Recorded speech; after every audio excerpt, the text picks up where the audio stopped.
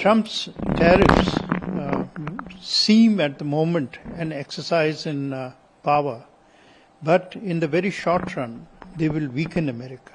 President Trump does not believe in friends, he believes in dependents.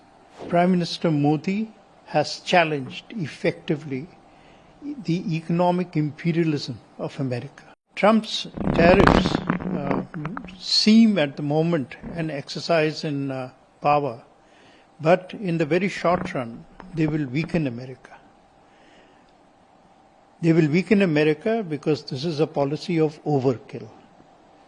This is also a policy which shows that President Trump does not believe in friends, he believes in dependents. Prime Minister Modi has challenged effectively the economic imperialism of America.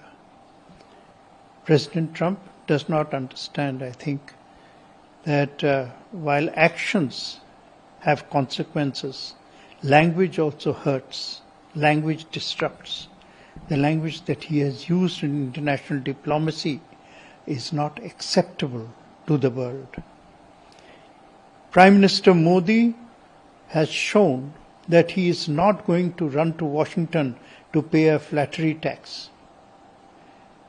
India will not bow down even before a man who expects genuflection as the starting point of negotiations. This message has had a very important impact. These tariffs actually are now serving a have actually created a very historic moment. Suddenly, America, by its overkill, has energized and, in a sense, even reinvented alliances and blocs that had gone dormant. Today, BRICS, to give the best example, has become a big worry for Washington because BRICS by itself is now more powerful today than the American alliance across the world. The world spotlight now is focused this week on the meeting at SCO between Prime Minister Modi, President Xi, and President Putin. It is not focused on Washington.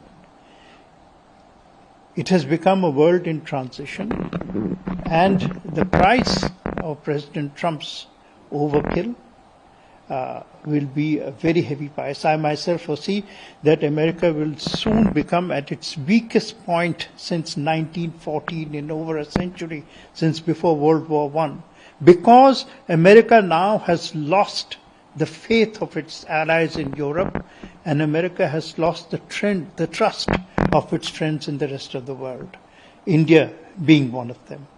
It will take a long time for the world to rediscover, if it can, trust in Washington.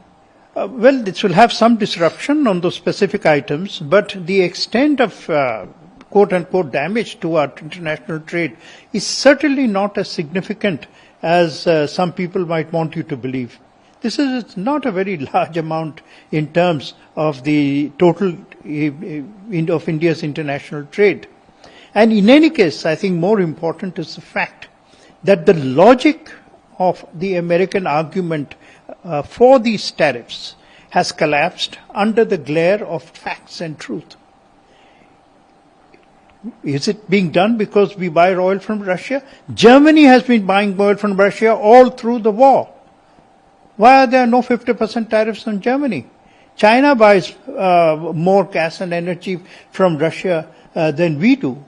Why is President Trump uncertain and seems even insecure with China? In fact, he suddenly gets into his provocative mood and has said that China will get 200% tariffs if it doesn't sell a particular kind of rare earth. Well, one of the consequences of tariff turbulence is that India and China have revived a cooling relationship. And this revival has had enormous significant geopolitical impact. and good bilateral impact as well, because China has agreed to resume sale of rare earths to India. These are very significant achievements, and this process will be solidified, it will mature, it will be taken further when Prime Minister Modi visits China this week.